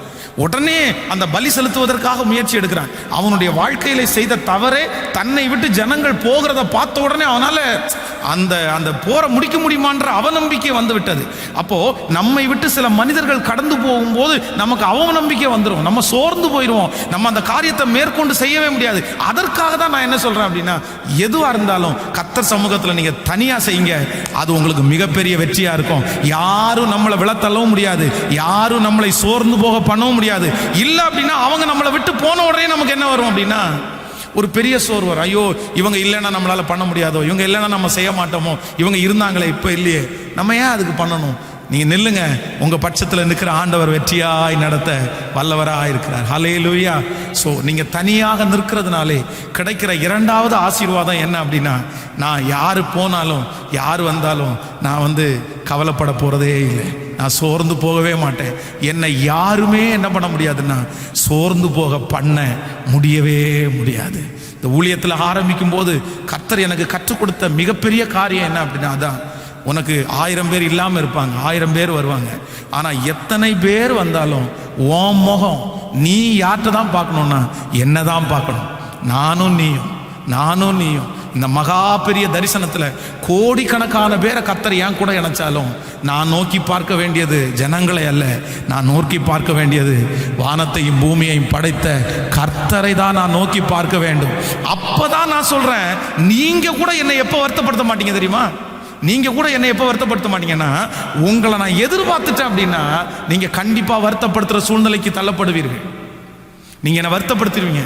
ஆனா நான் கர்த்தரை எதிர்பார்த்தேன் அப்படின்னா நீங்க என்ன வருத்தப்படுத்தவே முடியாது. ஹல்லேலூயா. அப்போ ஒவ்வொருத்தரும் மனுஷனே அல்ல, யாரதான் அப்படின்னா கர்த்தரையே ஆமோதிக்கிறீங்களா இல்லையா? என் பக்கத்துல நீர் இரு ஆண்டவரே, என் கூட நீர் இரு ஆண்டவரே, நீர் என் கூட இருந்தா என்னை ஏன் வருத்தப்படுத்துறாங்க, என்னை ஏன் கஷ்டப்படுத்துறாங்க, என் மனசை ஏன் உடைக்கிறாங்க? இல்லை, ஆள் வேணும் ஜனங்கள் இருக்கணும்னு நினைக்கிற எல்லாருக்கும் இந்த செய்தி கண்டிப்பாக பொருந்தும். நீங்கள் தனியாக நின்றாதான் அவர்கள் உங்களை வருத்தப்படுத்த முடியாது. ஆமென் சொல்லுங்க. நம்பர் 3, மூன்றாவதாக ஒரு காரியத்தை நம்ம சொல்லி நம்ம ஜெபித்து முடிக்க போறோம். ஆதியாகமம் 13ஆம் அதிகாரத்தை எடுத்துக்கொள்ளலாம். ஆதியாகமம் 13ஆம் அதிகாரத்திலே 14வது வசனத்தை வாசிக்கலாமா? 13ஆம் அதிகாரம் 14வது வசனத்திலிருந்து வாசிக்கலாம். சோதோமின் ஜனங்கள் பொல்லாதவர்களும் கர்த்தருக்கு முன்பாக மகா பாவிகளுமாய் இருந்தார்கள். ரோத்து ஆபிரகாமை விட்டு பிரிந்து கர்த்தர் ஆபிரகாமை நோக்கி, உன் கண்களை ஏறெடுத்து நீ இருக்கிற இடத்திலிருந்து வடக்கையும் தெற்கையும் கிழக்கையும் மேற்கையும் நோக்கிப்பார். நீ பார்க்கிற இந்த பூமி முழுவதையும் நான் உனக்கும் உன் சந்ததிக்கும் என்றென்றைக்கும் இருக்கும்படி கொடுத்து உன் சந்ததியை பூமியின் தூளை போல பெருக பண்ணுவேன். ஒருவன் பூமியின் தூளை எண்ணக்கூடுமானால் நான் உன் சந்ததியையும் எண்ணப்படும். நீ எழுந்து தேசத்தின் நீளமும் அகலமும் எம்மட்டோ அம்மட்டும் நடந்து திரி, உனக்கு அதை தருவேன் என்றான். அல்லேலூயா. கையை உயர்த்தி ஒரு ஹல்லேலூயா சொல்லுங்க. இந்த சம்பவம் என்ன அப்படின்னா, ஆபிரகாமும் லோத்தும் இப்ப இருக்கிறாங்க. நீங்கள் ஆபிரகாம் தன்னுடைய ஊரை விட்டு கிளம்பும் போது பார்த்தீங்க அப்படின்னா ஒவ்வொருத்தரா அவனை விட்டு கலந்துட்டே இருக்கிறாங்க. ஃபர்ஸ்ட் ஒரு இடத்துல தேராகு அந்த ஒரு டீம் அவனை விட்டு கலருது, அடுத்த டைம் இன்னொரு டீம் அவனை விட்டு போகுது. இப்போ கடைசி வரைக்கும் அவனோட பிரயாணம் பண்றது யார் அப்படின்னா இந்த லோத்து தான் பிரயாணம் பண்றான். அப்போ ஆபிரகாம் என்ன நினைச்சிருப்பா அப்படின்னா, சரி இடையில வந்தவங்க நிறைய பேர் நம்மளை விட்டுட்டு போயிட்டாங்க, ஆனா இந்த லோத்து நம்மளை விட்டு கண்டிப்பா போக மாட்டான், அதனால அவனுக்கு நிறைய ஃப்ரீனஸ் எல்லாம் கொடுத்து வச்சிருந்தான். இப்ப திடீர்னு பார்த்தா லோத்துக்கும் ஆபிரகாமுக்கும் எந்த பிரச்சனையும் இல்லை. ஆனா லோத்தினுடைய மந்தை மேய்ப்பருக்கும் ஆபிரகாமுடைய மந்தை மேய்ப்பருக்கும் பயங்கரமான வாக்குவாதம் வந்து இப்ப பிரிகிற சூழ்நிலையில போயிட்டாங்க. இதுவரையிலும் பிரியாம இருக்கிறது இவர் ஒருத்தர் தான். இப்ப அவனும் பிரிஞ்சிட்டான். இப்ப அவன் போயிடறான். போனா அது வரைக்குமே ஆண்டவர் இப்படிப்பட்ட வாக்கு தத்தத்தை ஆபிரகாம்கிட்ட சொல்லவே இல்லை. ஆனா எப்போ ஆபிரகாமை விட்டு லோத்து பிரிந்து போறானோ அப்பவே கர்த்தர் என்ன சொல்றாரு அப்படின்னா, நீ இந்த பூமியில எவ்வளவு தூரம் நடக்க முடியுமோ அவ்வளவு தூரம் நடந்து திரி, அதை நான் உனக்கும் உன் சந்ததிக்கும் நான் தருவேன்னு கர்த்தர் வாக்கு கொடுத்தார். இவன் லோத்து போகிற வரைக்கும் அந்த வாக்குத்தத்தம் வரவே இல்லை. நன்றாய் கவனித்துக் கொள்ளுங்க. நீங்க சிலர் நம்மளை விட்டு கலர்றதை பற்றி கவலைப்படக்கூடாது. சிலரை ஆண்டவர் நம்மை விட்டு எடுத்துக்கொள்றதை பற்றி கவலைப்பட. அவங்க டேலண்ட் உள்ள ஆட்களா இருக்கலாம், அவங்க பணபலம் உள்ளவர்களா இருக்கலாம், இல்லையென்றால் அவர்கள் உங்களுக்கு சப்போர்ட்டிவான ஆட்களா இருக்கலாம். கர்த்தரே ஒரு மனுஷனை உங்களை விட்டு விலக்குறார் அப்படின்னா நீங்க நினைக்க வேண்டியது, உங்களை தனியா நிக்க வைக்கிறாருன்னா நீங்க நினைக்க வேண்டியது ஒண்ணு என்னன்னா, கர்த்தர் உங்களை முழுமையா ஆசீர்வதிக்க போறாருன்னு அர்த்தம். கர்த்தர் எப்படி உங்களை ஆசீர்வதிக்க போறாரு? சிலர் தனியாக நின்றால்தான் நீங்கள் முழுமையான ஆசீர்வாதத்தை பெற்றுக்கொள்ள முடியும். உங்களுடைய தரிசனம் முழுமையாக நிறைவேற வேண்டும் என்றால் நீங்கள் தனியாக நின்றால்தான் உங்கள் தரிசனம் முழுமையாக நிறைவேற்றப்படும். இல்லை அப்படின்னா அவங்க எனக்கு ஹெல்ப் பண்ணுவாங்க, அவங்க கூட இருக்கட்டும்னு நினைச்சீங்கன்னா உங்க தரிசனம் உங்களை கொண்டு கர்த்தர் வச்சிருக்கிறது முழுமையா என்ன பண்ணாதுன்னா ஃபினிஷ் ஆகவே ஆகாது. இதுவரைக்கும் ஆபிரகாமுக்கு இப்படி வாக்குத்தத்தம் கிடைக்கல. அவன் வெளியே போனோன்னு கர்த்தர் சொல்றாரு, மொத்தமும் யாருக்கு தான்ப்பா, நீ எவ்வளவு தூரம் நடக்க முடியுமா நடந்தது, எல்லாமே உனக்கு தான், எல்லாமே உனக்கு தான், நான் உனக்காக தான் வச்சிருந்தேன். ஸோ அவன் உள்ள இருந்தான். அவன் ஜெபத்தில் குறைவு, விசுவாசத்தில் குறைவு. நீ நேசிக்கிற அளவுக்கு என்ன அவன் நேசிக்கல, நீ விரும்புகிற அளவுக்கு நீ என்ன விரும்பலை. இப்போ அவன் வெளியே போனதுக்கு அப்புறம் உன்னை மட்டும் நான் தனியாக கான்சன்ட்ரேட் பண்ண விரும்புகிறேன். ஹல்லேலூயா. இந்த ஜெபத்தில் இருக்கிறவங்களுக்கு கர்த்தர் தீர்க்க தரிசனமாய் சொல்லுகிறார், ஆண்டவர் இப்படிப்பட்ட ஒரு சூழ்நிலையிலே உங்களை அனுப்புகிறாரா? உங்களை எல்லாரும் உங்களை விட்டு பிரிந்து போகிற ஒரு சூழ்நிலை நீங்கள் தள்ளப்படுகிறீர்களா? நம்புகிறவர்கள் எல்லாம் உங்களை ஏமாற்றுகிறார்களா? நான் நம்புறேன் ஆண்டவர் உங்களை தனியாக கர்த்தர் உங்களை ஆசீர்வதிக்கிறதுக்கு கர்த்தர் விரும்புகிறார். உங்களுக்குரியதை கர்த்தர் கொடுக்கிறதுக்காய் கர்த்தர் விரும்புகிறார். உங்களுக்குரிய முழுமையான ஆசீர்வாதத்தை நீங்கள் பெற்றுக்கொள்ள போகிறீர்கள். எத்தனை பேர் ஆமோதிக்கிறீங்க? உங்க ஆசீர்வாதத்தை அவங்க பிச்சு பிச்சு எடுக்கிறதுனால, அவங்க தூரத்தில் கொண்டு போறதுனால ஆண்டவரால் உங்களால முழுமையாக ஆசீர்வதிக்கவே முடியல. அதனால நான் இந்த செய்தியை கொடுக்கறதுனால அவசரப்பட்டு உடனே சுற்றி இருக்கிறவங்களை எல்லாம் கலட்டி விட்டுட்டு நீங்க வந்துருங்க அப்படின்னு சொல்லலை. நீங்க யாரையுமே கலட்டி விட வேண்டாம், உங்களை விட்டு யாருமே போக வேண்டாம். கர்த்தருக்கு பிரியமில்லாதவர்கள் உங்களோட இருப்பார்களே, ஆனால் நீங்க ஜெபம் மட்டும் பண்ணுங்க, அவங்க உங்களோட இருக்க முடியாது, அவங்க உங்களோட இருக்கவும் மாட்டாங்க. ஆமோதிக்கிறீங்களா இல்லையா? அவங்களே அவங்க உங்களை விட்டுட்டு சமாதானமா அவங்க வெளியே போயிடுவாங்க. நீங்க ஜெபம் மட்டும் பண்ணா போதும். ஸோ அப்படி உங்களை விட்டு போறவங்களுக்காக நீங்க என்ன படக்கூடாது அப்படின்னா, வருத்தம் மட்டும் படக்கூடாது. வருத்தம் மட்டும். எல்லாரும் மாறுவார்களா? சத்தமா சொல்லுங்க, எல்லாரும் மாறுவார்களா? எல்லாரும் கைவிடுவார்களா? அதான் நான் 3 காரியத்தை எப்பவும் சொல்லுவேன். ஒன்று, யாரு வேணாலும் உங்க மேல பொறாமப்படுவாங்க. ஹலோ சொல்லுங்க, சத்தமா சொல்லுங்க. யாரு வேணும்னாலும் உங்க மேல பொறாமப்படுவாங்க. ஒரு வீட்டில் 2 பெண் குழந்தைங்க, குட்டி குழந்தைங்க இருக்குது. இந்த 2 குட்டி குழந்தைங்களுக்குள்ள இந்த இளைய குழந்தை வந்த உடனே அந்த குழந்தைக்கு கொஞ்சம் உடம்பு நல்லா இல்லைன்னு சொல்லி அவங்க அம்மா அப்பா கேர் எடுக்க ஆரம்பிச்சிட்டாங்க. இந்த மூத்த பாப்பா வந்து 2 குழந்தை சின்ன குழந்தைங்க தான், கேர் எடுக்க ஆரம்பிச்ச உடனே இந்த குழந்தை தொட்டில் படுத்து கிடக்கும் போது கையை பிடிச்சி இழுத்து அது கீழே தள்ளி போடும். அந்த குழந்தைய போய் படார்னு அடிக்கும். இந்த சின்ன குழந்தைக்கு எதுவுமே தெரியாது. ஆனா அம்மா அப்பா ஒரு குழந்தைய எக்ஸ்ட்ரா கேர் எடுக்கிறாங்கன்றது அதால தாங்க முடியல. ஒரு வாலிபு பொண்ணு பிசாசு பிடிச்ச மாதிரி சர்ச்சில் வருது.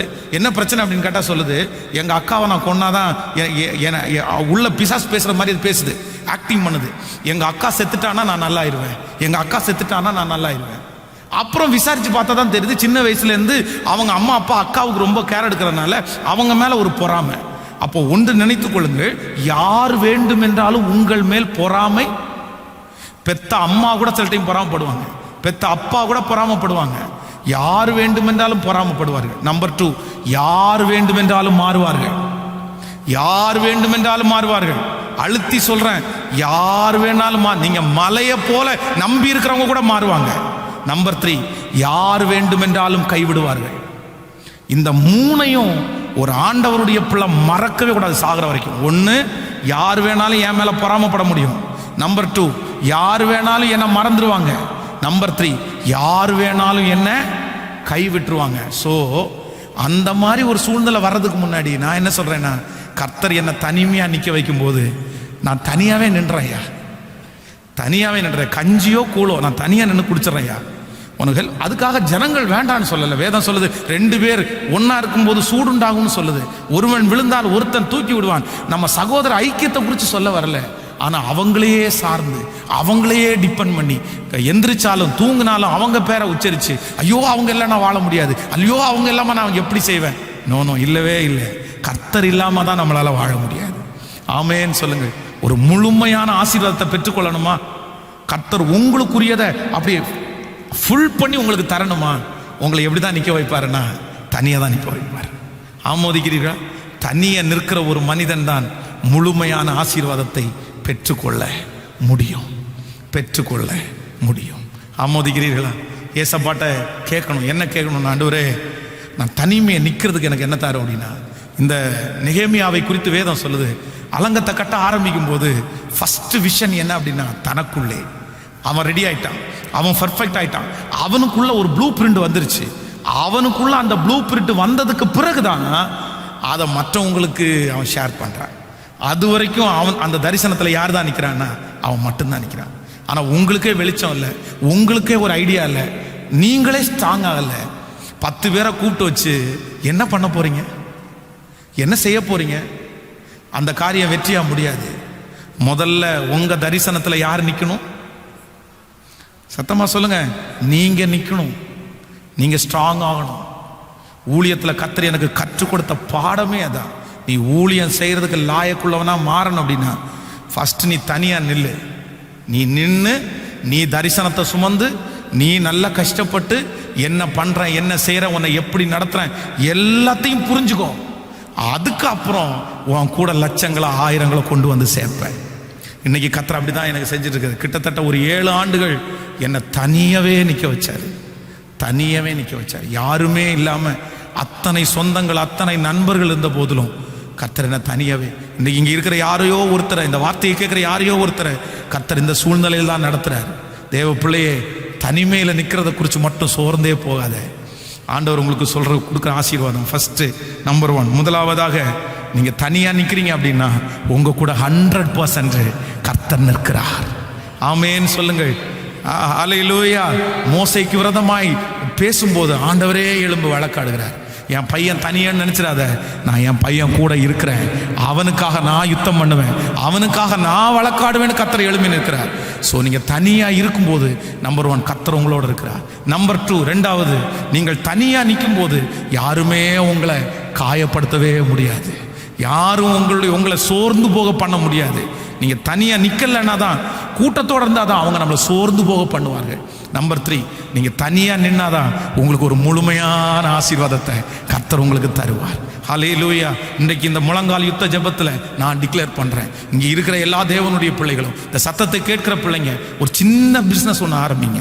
இன்வெஸ்ட்மெண்ட் இல்லாத ஒரு சின்ன பிஸ்னஸ் ஆரம்பிங்க. இன்வெஸ்ட்மெண்ட்டே இருக்கக்கூடாது, நீங்கள் பணத்தை செலவு பண்ணக்கூடாது, கடன் வாங்கி தொழில் ஆரம்பிக்கக்கூடாது. நீங்கள் ஒரு சின்ன உங்களுடைய சரீர உழைப்பு, உங்களுடைய கர்த்தர் கொடுத்த ஞானத்தினால ஒரு சின்ன பிஸ்னஸ், ₹1 பிஸ்னஸ் ஆரம்பிங்க. ஒரு நாளில் உங்களுக்கு ₹1 லாபம் வரட்டும், இல்லைன்னா ஒரு மாதத்தில் உங்களுக்கு ₹100 லாபம் வரட்டும். அந்த மாதிரி ஒரு பிஸ்னஸை இப்போ துவங்குங்க, ஜெபம் பண்ணுங்க, அதை டெவலப் பண்ணுங்க, அதை நம்முடைய தேசத்துக்கு தகுந்த மாதிரி அதை மோட்டிவேட் பண்ணி அப்படியே நல்ல அழகாக கொண்டு போங்க. நான் சொல்கிறேன், கர்த்தர் கை உங்களுடைய கையோடு இருக்கும். நீங்கள் இன்னைக்கு தனிமையாக இல்லை, ஆண்டவர் இன்னைக்கு நல்லா வாக்கு கொடுக்குறாரு, உங்களோட நான் வர்றேன், உங்களோட கூட நிற்பேன், உங்கள் கையோட கர்த்தருடைய கை இருக்கும், உங்கள் பிஸ்னஸோட கர்த்தருடைய பிஸ்னஸ் இருக்கும், உங்களுடைய வருமானத்தோட கர்த்தருடைய வருமானம் இருக்கும். கர்த்தர் உங்களை தனியாய் நின்று கர்த்தர் உங்களை நடத்த போறாரு.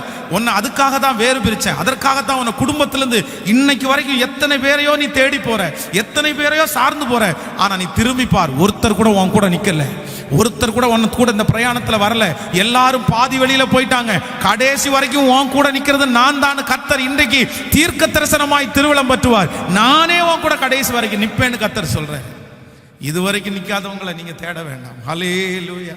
எல்லாரும் அப்படி தேவ சமூகத்துல, ஆண்டவரே நீ நல்லவர், நான் நம்புறேன் ஆண்டவரே, நீர் என் கூட இருந்தா போதும் ஆண்டவரே, நான் மதுகளை தாண்டுவேன் ஆண்டவரே. நீங்க இல்லாம என்னால வாழவே முடியாது. நான் தனிமையில நிற்கிறதற்கு ஆயத்தமா இருக்கிறேன்றவங்க கைகளை மேல உயர்த்தி சத்தமா, ஏசப்பா நீர் என் கூட இருந்தால் போதும் என்று சொல்லுங்கள். ஹல்லேலூயா. Thank you Jesus. Thank you Jesus. நம்புகிற மனிதர்கள் நம்மை கைவிடும் போது கர்த்தர் நம்மை ஒரு நாளும் கைவிடவே மாட்டார். நாம் அவரால் மறக்கப்படுவது இல்லை. அவர் நம்மை கைவிடுகிறவரே அல்ல. அவர் நம்மை கைவிடுகிறவரே அல்ல. மனிதர்கள் மறந்து போனாலும், காரணமே இன்றி நம்மை பகைத்தாலும், நம்மை கைவிடாத ஒரு தெய்வம் நம்மோடு கூட இருக்கிறதுனால் எல்லாரும் இருதயத்தின் ஆழத்திலிருந்து இயேசுவே ஹல்லேலூயா சொல்லுங்க. ஏசப்பா சமூகத்தில் அந்த வார்த்தைகளை சொல்லி கர்த்தரை ஆராதிச்சுட்டே இருங்க. நன்றி ஆண்டவரே, நன்றி. ஓ உம்மாலே நாம் மறக்கப்படுவதில்லை, உம் வார்த்தை மாறுவதே இல்லை. சொல்லுவோம் எல்லாரும். உம்மாலே நான் மறக்கப்படுவதில்லை, உம் வார்த்தை மாறுவதே இல்லை. என்னை கைவிடுவதில்லை,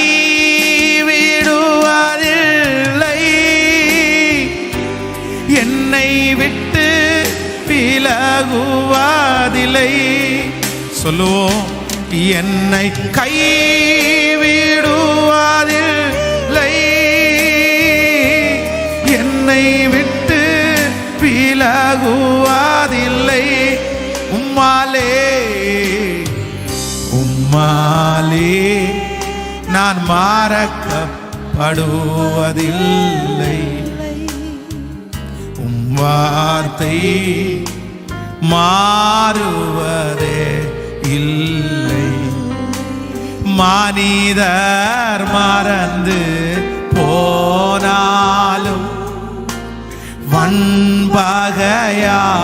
உன்னை பகைத்தாலும், உறவுகள் வெறுத்து தள்ளினாலும், காரணமின்றி நகைத்தாலும், உன்னை கைவிடுவதில்லை, உன்னை விட்டு விலகுவதில்லை. எல்லாரும் சொல்லுவோம். என்னை கைவிடுவ கர்த்தர் கைவிடவே மாட்டார். முடியாதவங்க எழும்பி கூட நின்று கொள்ளலாம். உம்மாலே நான் மறக்கப்படுவதில் பலப்படுத்துகிற ஆவியானவரே, மாறுவதே. சொல்லுங்க அப்பா பார்த்து. உம்மாலே நான் மறக்கப்படுவதில்லை, உம்மாலே நான் மறக்கப்படுவதில்லை, உம் வார்த்தை என்னை கைவிடுவதில்லை, உம் வார்த்தை கையை மேல உயர்த்தி என்னை கைவிடுவதில்லை, என்னை கைவிடுவார். எஸ் சத்தமாய். ஓ என்னை விட்டு நம்பிக்கையோட எங்க அப்பா எனக்கு ஹெல்ப் பண்ண இல்லையே, எங்க அம்மா எனக்கு ஹெல்ப் பண்ண இல்லையே, என் சொந்தக்காரங்க ஒருத்தர் கூட இல்லையே, ஆனால் இன்றைக்கு இந்த முழங்கால் யுத்த ஜெபத்தில் கர்த்தர் சொல்லுகிறார், நான் உன்னோடு இருக்கிறேன், நான் உன்னை கைவிட மாட்டேன், என்னை கைவிடுவார் இல்லை. விசுவாசத்தோடு அறிக்கை செய்யுங்க பிரதர் சிஸ்டர், அறிக்கை செய்யுங்க. எஸ் குடும்பமாய் எல்லாரும் இருக்கிற இடத்துல எல்லாரும் என்னை கைவிடுவதில்லை. ஹல்லேலூயா ஹல்லேலூயா ஹல்லேலூயா. என்னை விலகுவதில்லை. இஸ்ரவேலின் தேவனாகிய கர்த்தாவே, உம்முடைய பிதாக்களுக்கு வாக்குத்தத்தம் பண்ணின இரக்கத்தை எங்களுக்கு செய்தருளும், உம்முடைய பரிசுத்த உடன்படிக்கையை எங்களுக்காக நினைத்தருளும். எங்கள் சத்துருக்கள் கையிலிருந்து எங்களை நீங்களாக்கி உயிரோடு இருக்கும் நாளெல்லாம் நாங்கள் பயம் இல்லாமல் உமக்கு முன்பாக பயபக்தியோடும் நீதியோடும் உமக்கு ஊழியம் செய்ய எங்களுக்கு கட்டளை இடுவீராக. நீர் உம்முடைய ஆபிரகாமுக்கு இட்ட ஆணை, ஓ ஈசாக்குக்கு நீர் கொடுத்த வாக்குத்தத்தம், உம்முடைய பரிசுத்த தீர்க்கதரிசிகளுக்காக நீர் சொன்ன வாக்கின்படியே உமது ஜனத்தை சந்தித்து மீட்டு அவர்கள் சத்துருக்கள் கையில் இருந்தும் எங்களை பகைக்கிறவர்கள் கையில் இருந்தும் ஹல்லேலூயா எங்களை ரட்சித்து எங்களோடு இருந்து எங்களை நடத்துவீராக.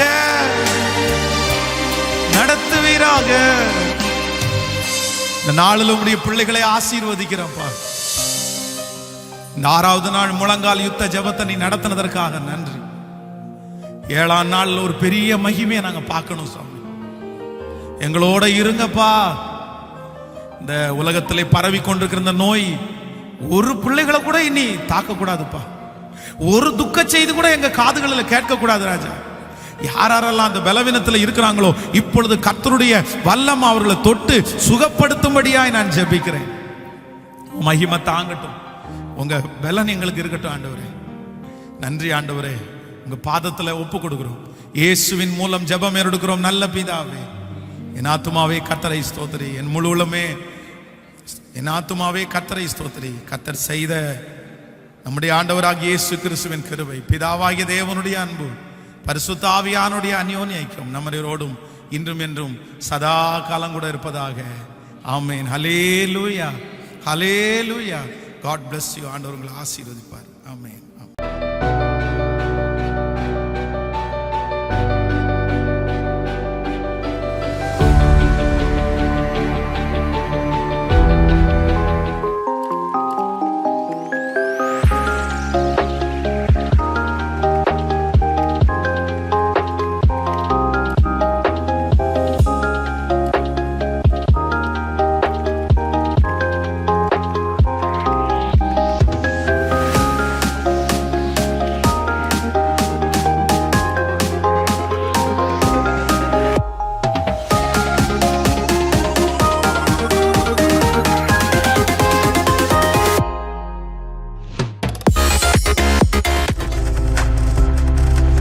நீங்கள் பார்த்துக் கொண்டிருப்பது உங்கள் ஜாய் டிவி. உங்கள் துக்கம் சந்தோஷமாய் மாறும்.